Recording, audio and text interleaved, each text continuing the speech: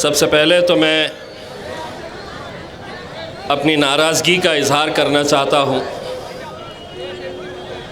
इस जमहूरियत के अंदर हर इंसान को अपनी राय रखने का इख्तियार है। उस हिसाब से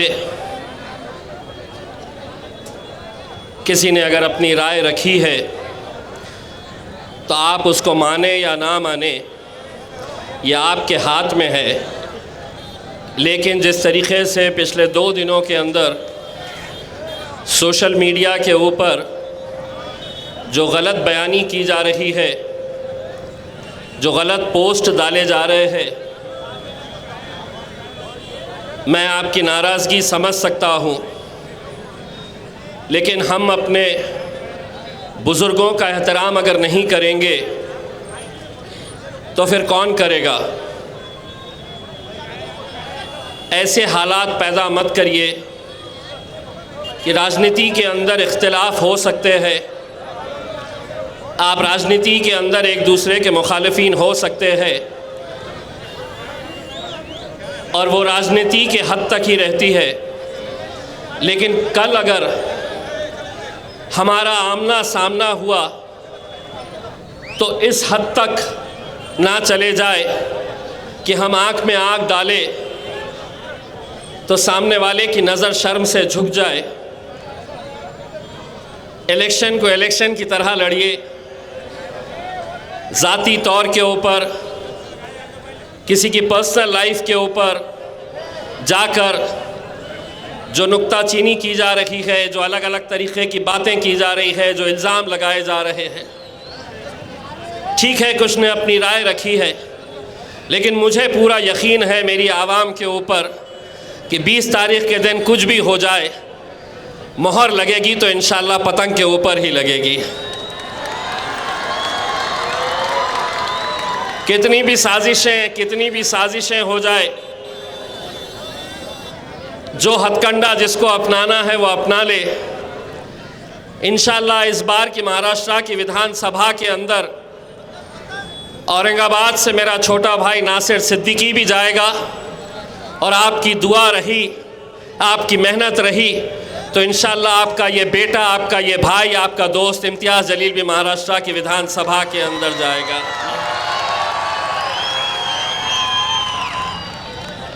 मैं आज कुछ बातें आप लोगों के बीच में रखना चाहता हूँ। लोग सियासत में अपने अपने तौर के ऊपर आते हैं, अपना कोई मकसद होता है, कोई वजह होती है। मैंने मेरे 24 साल के पत्रकारिता के करियर को छोड़कर जब मैं आया था तो उस वक्त सिर्फ एक ही मंशा थी, एक ही इरादा था।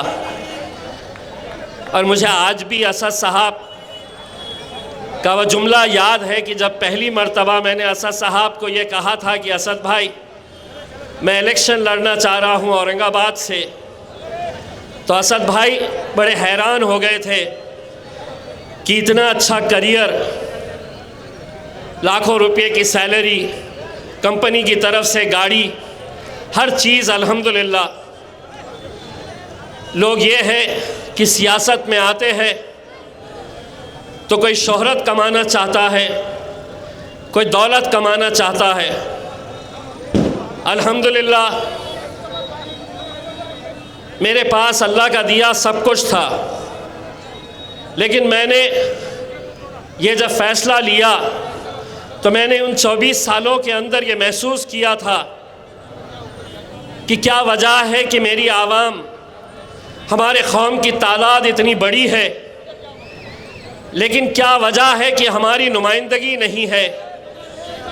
हम पूरे महाराष्ट्र के अंदर ऐसा कोई लीडर नहीं तैयार कर सके हमारे अपने बीच का, जो आपके लिए खड़े रह सके, जो आपके लिए आवाज़ लगा सके, जो आपके बुरे वक्त में आपके साथ कंधे से कंधा लगाकर खड़े रह सके।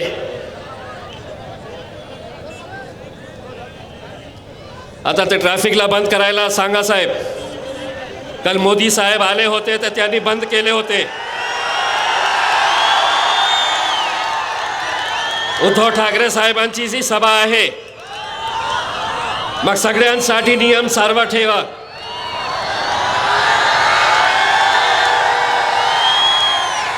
इलेक्शन कमीशन का जब कानून आता है तो उसमें जो कानून नरेंद्र मोदी और उद्धव ठाकरे के लिए है वही कानून इम्तियाज जलील के लिए भी है।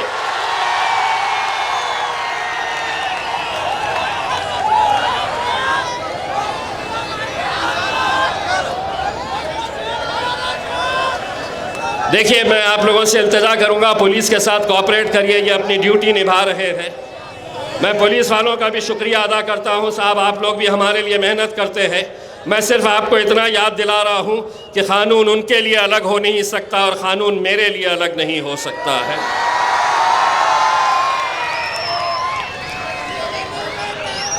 और नौबत तो ऐसी लेकर आ गए हैं, अगर वो इतना अच्छा काम देश के अंदर इतने सालों से कर रहे हैं तो नरेंद्र मोदी साहब को औरंगाबाद में आने की जरूरत पड़नी ही नहीं चाहिए थी। डर है, खौफ है, ये क्या कर डालते 20 तारीख के दिन पता चलेगा कैसा धपा-धप देते हैं करके ये। तो मेरे भाइयों, हर इंसान अपनी अपनी सोच के हिसाब से आता है, लेकिन पिछले कुछ महीनों में जब से मैं राजनीति के अंदर आया हूं, कुछ ऐसे लोगों की ऐसी भद्दी बातें मुझे सुनने को मिली है। मेरा छोटा लड़का जिसका सियासत में कोई दिलचस्पी नहीं है, वो जब भी इस तरह के बयान किसी के मुंह से YouTube के ऊपर सुनता है, सोशल मीडिया के ऊपर देखता है, तो वो मुझसे ये सवाल करता है कि डैडी, आप कैसा ये सब चीज़ें बर्दाश्त करते हैं? ये खुलेआम आपके खिलाफ झूठ बोलते हैं, आपको गुस्सा नहीं आता है क्या? मुझे आता है गुस्सा, मुझे भी आता है, खराब मुझे भी लगता है, लेकिन फिर मेरे सामने दो सवाल आ जाते हैं कि क्या मैं महज चंद लोगों की वजह से मैं अपने चाहने वालों को छोड़ दूं? मेरे सामने ये सवाल आता है कि कितने लोग ऐसे हैं यहाँ पर इस शहर के अंदर जिनकी सुबह, दोपहर, शाम सिर्फ एक ही नाम से चलती है, जिनका धंधा, जिनका कारोबार, जिनकी राजनीति, जिनकी सियासत सिर्फ एक ही नाम से चलती है और वो नाम है इम्तियाज जलील।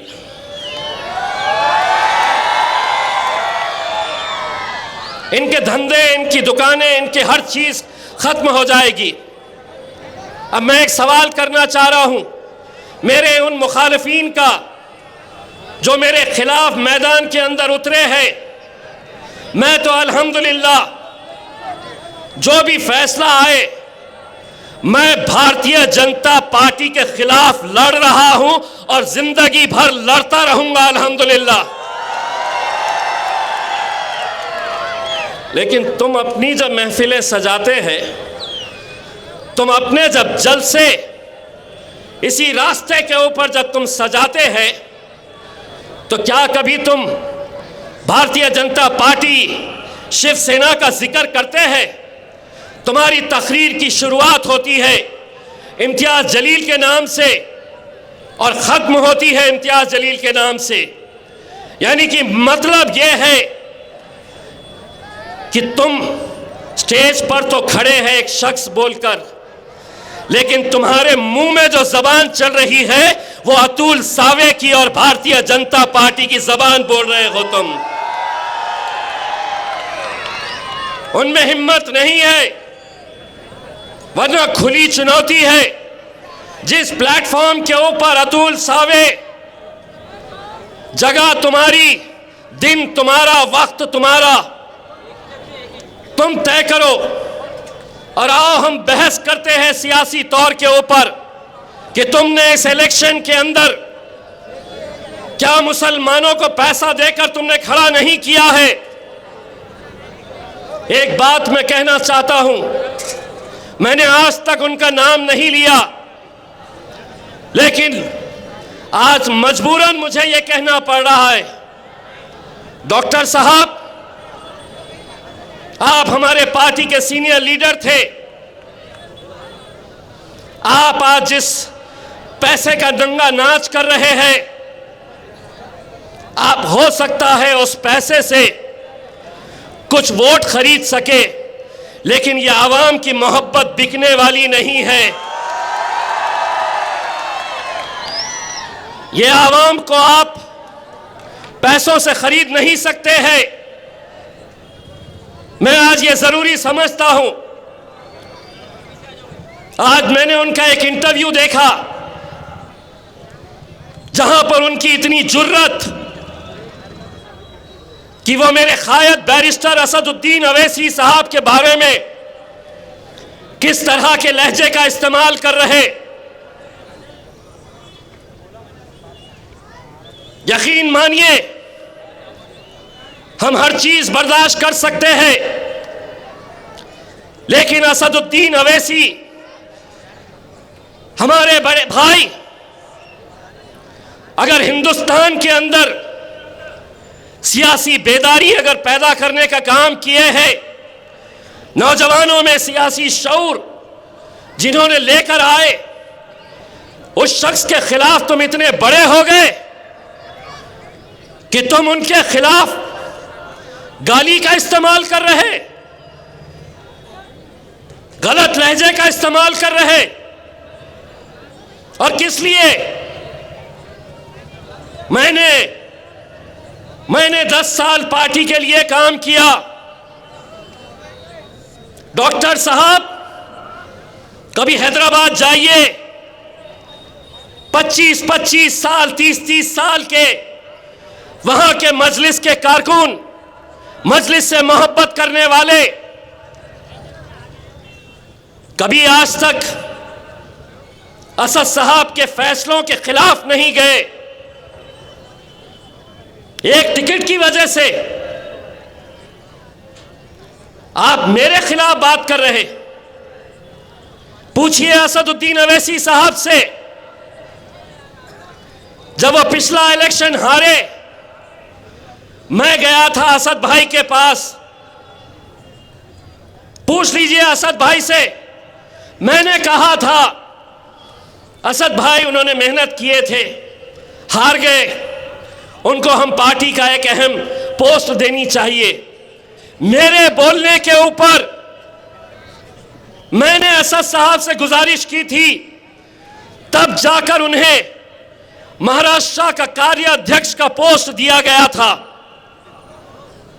आज एक टिकट नहीं दिया गया तो इम्तियाज जलील ऐसा, मजलिस ऐसी।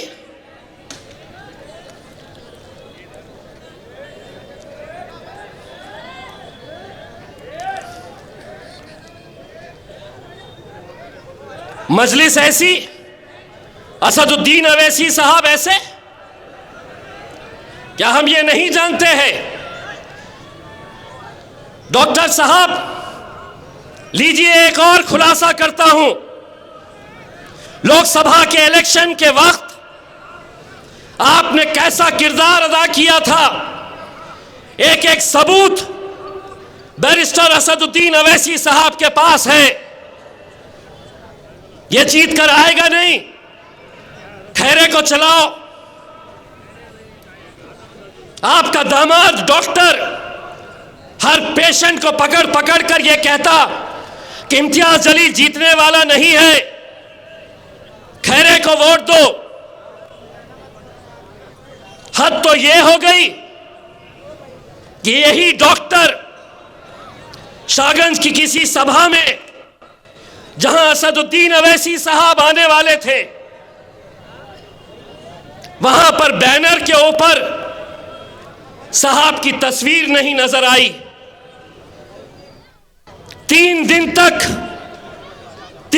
तक स्टेज पर बैठे बैठे असद साहब डॉक्टर साहब का फोन लगा रहे कि हो गई होगी गलती, लेकिन अपनी एक तस्वीर के लिए तुम साहब का फोन नहीं उठा रहे, मेरे असद भाई का फोन नहीं उठा रहे। कौन से तुम्हारी शाहरुख खान के जैसी तस्वीर है जो लगाना चाहिए था वहां पे?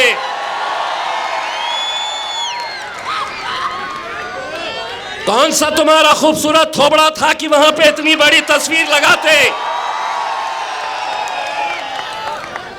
कई जगह पर कई ऐसे लोग हैं जो हमारे, लेकिन अगर इतनी बड़ी पोस्ट के ऊपर बैठा हुआ शख्स अपने खायद का फोन नहीं उठा रहा क्योंकि किसी ने उनके ऐसे पोस्टर के ऊपर उनका तस्वीर नहीं लगाई, तो सोचिए उसकी ज़हनियत कैसी होगी।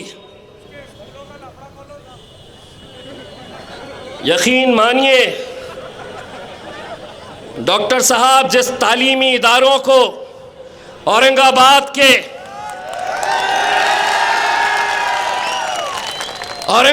के वो गयूर मुसलमानों ने बड़ी मेहनतों के साथ खड़ा किया था, 2 नंबर के धंधे करके तुमने कैसे हथियाए थे सारा शहर जानता है। 34 केसेस है तुम्हारे ऊपर, उसमें सबसे ज्यादा केसेस काहे के हैं पता है? बेईमानी के और धोखाधड़ी के केसेस हैं। इम्तियाज जलील के ऊपर अल्हम्दुलिल्लाह केस है, तो कहीं किसी शराब की दुकान को लेकर, कहीं गरीबों की मदद कोरोना के वक्त में करने के लिए, कहीं आदर्श का घोटाला जब हुआ, आंसू गैस छोड़े गए, वो मोर्चे की वजह से। मैं आप लोगों को सिर्फ ये बात कहना चाहता हूं मेरे भाई, अगर आप ये समझ रहे हैं कि यहां पर वोट हम बांट देंगे, हमारा वोट बढ़ जाएगा, जो भी फैसले जो भी कर रहा है मैं सर आंखों पर रखता हूं, लेकिन मैं भी जब मैदान में उतरता हूं तो मैं भी इस्तिखारा करके निकलता हूं।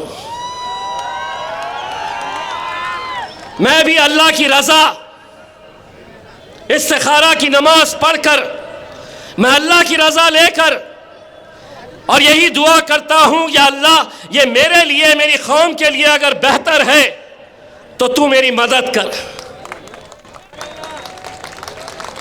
और वो तमाम लोग जो मेरे खिलाफ आज हुक्म जारी कर रहे हैं, मैं उन्हें बड़े अदबन इल्तिजा के साथ ये कह रहा हूं, अगर अपना ईमान के ऊपर यकीन है तो एक बात ये भी समझ लेना,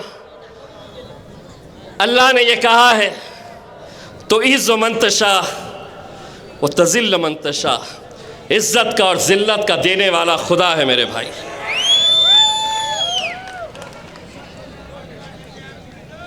आज हमने यकीनन जब सभी लोगों को ये लगने लगा कि ईस्ट की सीट यहाँ से भारतीय जनता पार्टी निकाल सकती है, ये डॉक्टर ने इल्ज़ाम लगाया कि इम्तियाज जलील ईस्ट से अतुल सावे को जिताने के लिए सबसे कमज़ोर उम्मीदवार देने वाला है। यह है सबसे कमज़ोर उम्मीदवार, मैं हूं सबसे कमज़ोर उम्मीदवार। नहीं डॉक्टर साहब, थोड़ा सब्र कर लेते। यकीन मानिए उस वक्त तो कोई फ़ैसला भी नहीं हुआ था कि कौन कहाँ से लड़ेगा। मैंने तो असद भाई को ख्वाहिश जाहिर की थी कि असद भाई मुझे आप गंगापुर से लड़ा दे, मुंबई से लड़ा दे, बीड़ से लड़ा दे, लेकिन असद भाई ने एक सर्वे करके ये किया था कि नहीं तुम यहाँ से लड़ना। हम लड़े। जब यहाँ पे एक माहौल तैयार हो गया, हमारा मराठा समाज जब अतुल सावे के पूरे खिलाफ में चला गया, और जाना भी चाहिए, जिस जरंगे पाटिल ने मराठा समाज को बेदार किया, एक छोटे से गांव का एक मामूली सा आदमी अपने कौम के लिए, अपने समाज के लिए जब लड़ता है तो कैसा पूरा समाज आग बन करके उसके पीछे चला जाता है। जब उन्हें यह एहसास हुआ कि मराठा समाज हमारा साथ नहीं देगा, अतुल सावे गार्डियन मिनिस्टर थे, जब वहां पर जरंगे पाटिल और उनके समर्थकों पर लाठीचार्ज किया गया। ये इम्तियाज जलील है, महाराष्ट्र के हिंदुस्तान की पार्लियामेंट के अंदर महाराष्ट्र के 48 मेंबर ऑफ पार्लियामेंट है, लेकिन उस पार्लियामेंट के अंदर किसी और ने नहीं, इम्तियाज जलील ने खड़े रहकर पूरे पार्लियामेंट के अंदर जरंगे पाटिल का नाम लेकर यह कहा था कि हमें सीखना चाहिए जरंगे पाटिल से, जिसने एक आदमी ने पूरे महाराष्ट्र की नाक में दम करके रखा है हुकूमत की। जरंगे पाटिल साहब ने यह कहा है कि हम उनका साथ देंगे जो हमारे मुद्दे को उठाएगा। जरंगे साहब, आपने तो मुझसे बोला भी नहीं था, लेकिन उसके बावजूद चाहे वो मैं हूं या मेरे कायद बैरिस्टर असदुद्दीन अवैसी साहब हो, उन्होंने हमेशा आपका समर्थन किया है, तायीद किया है। और मैं आज आपको इस एफिडेविट के जरिए, इस वचननामा के जरिए मैं और नासिर सिद्दीकी ये आपसे वादा करते हैं कि एक बार हमें आप विधानसभा भिजाइए, आपके लोग इतना नहीं बोलेंगे जितना हम लड़ेंगे आपके लिए। ये है एफिडेविट। लेकिन अगले 2-3 दिनों के अंदर क्या क्या साजिशें होने वाली है, आप अच्छी तरह से समझ सकते हैं मेरे भाई। आप ये समझ लीजिएगा कि किसी के बोलने पर अगर हमारा यहाँ का वोट अगर तकसीम हो गया, तो आप समझ लीजिएगा वो वोट सीधा भारतीय जनता पार्टी की झोली में जाने वाला है। सरकार उनकी है, प्रशासन उनकी है, पुलिस उनकी है, हर तरीके से वो अपने बल का, अपनी ताकत का इस्तेमाल करने वाले हैं। हमारी आपकी ये जिम्मेदारी है कि हम लोग इस इलेक्शन को कैसे लड़ते हैं। 20 तारीख हमारे लिए बहुत मायने इसलिए रखता है, और ये सीट जो है, यकीन मानिए सारे हिंदुस्तान की नज़र इसलिए लगी हुई है कि सभी लोग जानते थे कि यहाँ पर मुझे हराने के लिए 28 मुस्लिम किए गए थे। 10 तो पीछे हो गए, 2-3 के फॉर्म्स रिजेक्ट हो गए, अब भी 15 है। कौन है ये जिनके 20-20 ऑटो रिक्शा दौड़ रहे हैं, जिनकी सभाओं में, जिनकी रैली के अंदर 300-300, 500-500 वाली महिलाएं भी वहां पर साथ में घूम रही हैं? कौन दे रहा है ये पैसा? कहां से आ रहा है ये पैसा? हम सबको ये सब मालूम है। लेकिन अगर हम बढ़ गए तो शायद 5 महीने पहले जो हमारी ख्वाहिश थी, जो हम बेसब्री से इंतजार कर रहे थे कि किराड़पुरे से जुलूस निकलेगा, यहां पर रंग खेले जाएंगे, यहां पे ढोल ताशे बजाए जाएंगे, अल्लाह ने हमें मौका नहीं दिया। लेकिन हम अल्लाह की मसलहत, अल्लाह की रजामंदी, जो भी फैसला है, मैं हमेशा ये बात कहता हूं, हमारा काम सिर्फ मेहनत करना है। जीत और हार का फैसला मेरे भाई अपने रब के ऊपर छोड़ना। हम सिर्फ मेहनत करें। मैं असद भाई, मैं आपको आज एक बात कहना चाहता हूं। मैंने अल्हम्दुलिल्लाह 10 साल ये आवाम ने मुझे सीने से लगाए रखा, मुझे अपना बेटा समझा, अपना भाई समझा, और मैंने जितना हो सकता है मैंने उनके लिए जो कुछ भी बन सकता है कोई भी इंसान मेरे भाई परफेक्ट नहीं होता है।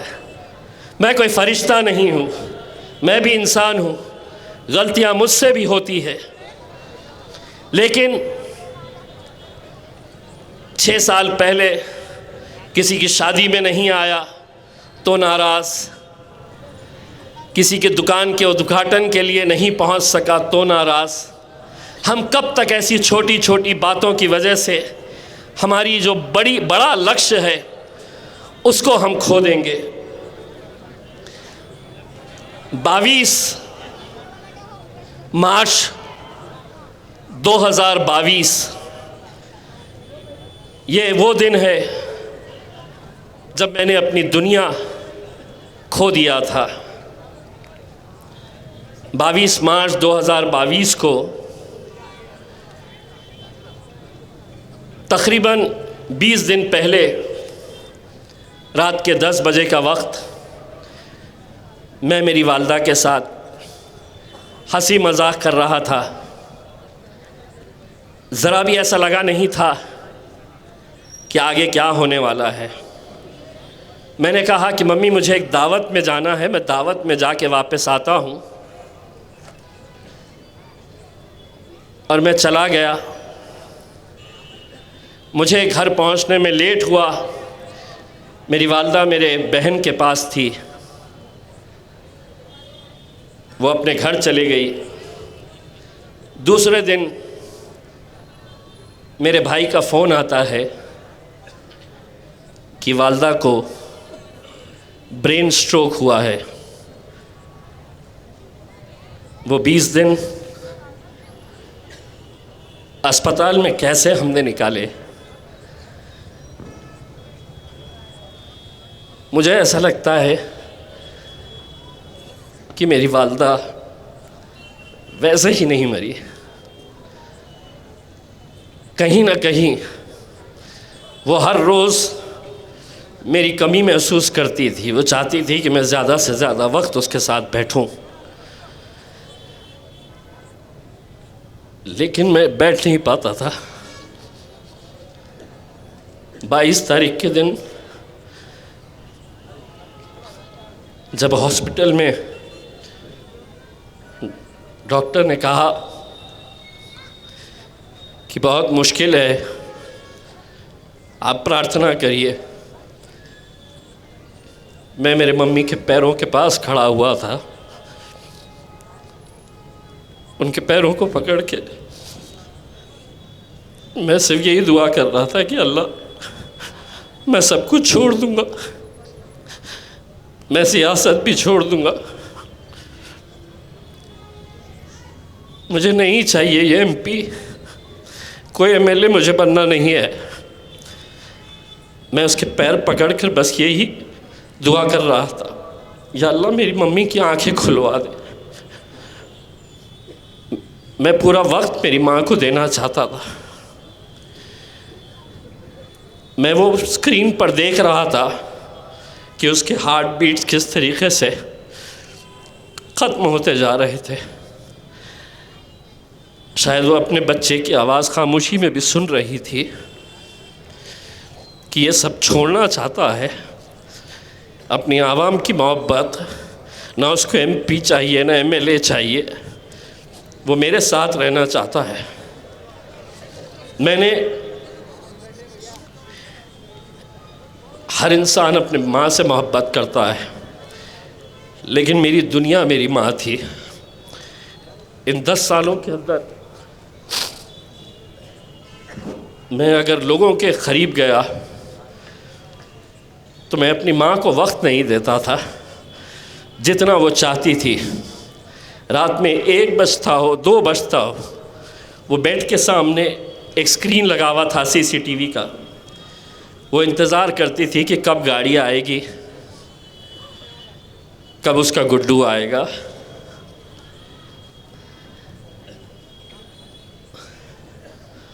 दोस्तों, और अगर उस दिन मेरी माँ आँख खोल देती तो शायद मैं सियासत में नहीं रहता।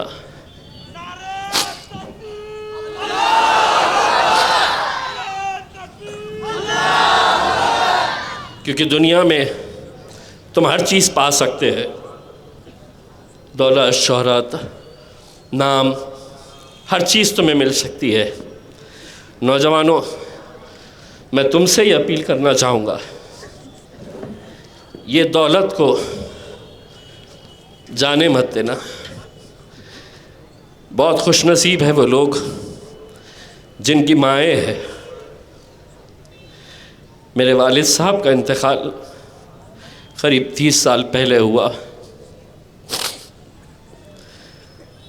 तो मुझे बड़ा एक भाई की हैसियत से, नतीजा कुछ भी आए, एक बात यहाँ से ज़रूर लेकर जाना, मुझे वोट देना नहीं देना, मुझे इतना अफसोस नहीं होगा, लेकिन कभी किसी की माँ मिल जाए मुझे और वो मुझसे अगर ये कहे कि बेटा तुम्हारे बोलने की वजह से हमारा बेटा अब हमें मोहब्बत से देखता है, गले लगाता है, प्यार करता है, तो मैं समझूंगा इसमें मेरी जीत है मेरे भाइयों।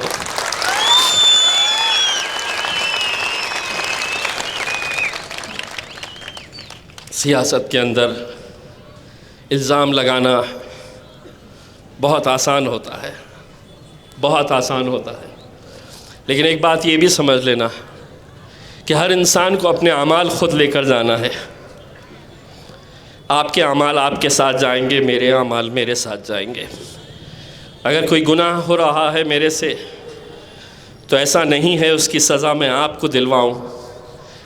ऊपर वाला हर चीज़ पे नज़र रखता है, और ये फ़ैसले जब मैं लोगों के मुंह से सुनता हूँ कि इम्तियाज़ जलील ने ऐसा किया है, इम्तियाज़ जलील में शुरुआत में बहुत मुझे भी ख़राब लगता था कि कैसे बेबुनियाद इल्ज़ाम मुझ पर लगाए जा रहे हैं, कैसा कहते हैं। अलग अलग तरह की बातें जब मैं सुनता हूँ, कहीं ना कहीं मुझे भी लगता है कि चलिए ये बोलने वाले कितने होंगे, 10 लोग, 20 लोग, 25 लोग, 50 लोग, 100 लोग हो सकते हैं, 200 लोग हो सकते हैं, लेकिन अल्हम्दुलिल्लाह इन 10 सालों के बाद भी अगर इनकी मोहब्बत में कमी नहीं आई है तो मुझे उन 100 लोगों की परवाह नहीं है मेरे भाई। मैं आप लोगों की मोहब्बत के सहारे, मैं आप लोगों की मोहब्बत के सहारे यकीनन इस इलेक्शन के अंदर जो भी हो, आप जीतेंगे या आप हारेंगे, लेकिन औरंगाबाद वो मुकाम है कि जहाँ पर हमें इस बात का फ़ख्र है कि हमने एक इत्तेहाद की मिसाल यहाँ पर क़ायम की है। यहाँ से हम MLA जीते, यहाँ से हम MP बनकर गए, पूरे हिंदुस्तान को दिखाए हमने कि हमारा इत्तेहाद क्या हो सकता है। किसी की नाराज़गी इम्तियाज़ जलील से अगर हो सकती है तो इम्तियाज़ जलील के ख़िलाफ़ आप फ़ैसला लें, लेकिन मेरे छोटे भाई नासिर सिद्दीकी का क्या कसूर है? नासिर सिद्दीकी के लिए क्यों नहीं आवाज़ उठाई गई? हम जीत रहे हैं मेरे भाई, इंशाअल्लाह नासिर सिद्दीकी औरंगाबाद से MLA बनकर ज़रूर जाएगा मेरे भाई, ज़रूर जाएगा। बस आप लोगों से इतनी इल्तिजा करना चाहूँगा कि 20 तारीख़ के दिन अगर हमारा वोटिंग परसेंटेज अगर 80% से कम है तो आप समझ लीजिएगा कि 23 तारीख़ तक इंतज़ार करने की ज़रूरत नहीं रहेगी। हमारा फ़ैसला 20 तारीख़ के दिन ही हो जाएगा, क्योंकि उन इलाक़ों के अंदर जिस तरीक़े की वोटिंग की तैयारियां की जा रही है, 5 महीने पहले लोकसभा का जब इलेक्शन हुआ तो 30%, 22%, 52%,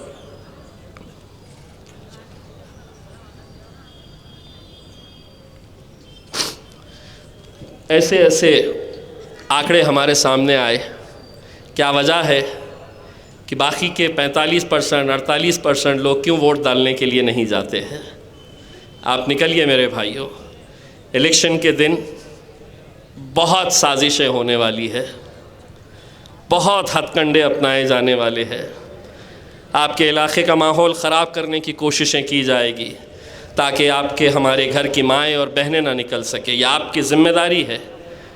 और मैं तमाम उन माओं और बहनों से अपील करना चाहूँगा कि फ़जर की नमाज़ के बाद फ़ौरन आप आकर लाइन में खड़े हो जाए। 7 से 10 बजे के बीच में जितनी हमारी घर की माएँ और बहनें हैं उनको आप वोटिंग करवा दें और उसके बाद इंशाअल्लाह आप लोग भी लाइन के अंदर खड़े रहे। बस जाते जाते फिर से एक बात कहना चाहूँगा, मेरा यकीन बहुत है इस बात के ऊपर, तो इज़्ज़ु मंतशा तज़िल्लु मंतशा, इज़्ज़त का और ज़िल्लत का देने वाला खुदा है मेरे भाइयों। बहुत बहुत शुक्रिया, जज़ाकल्लाह।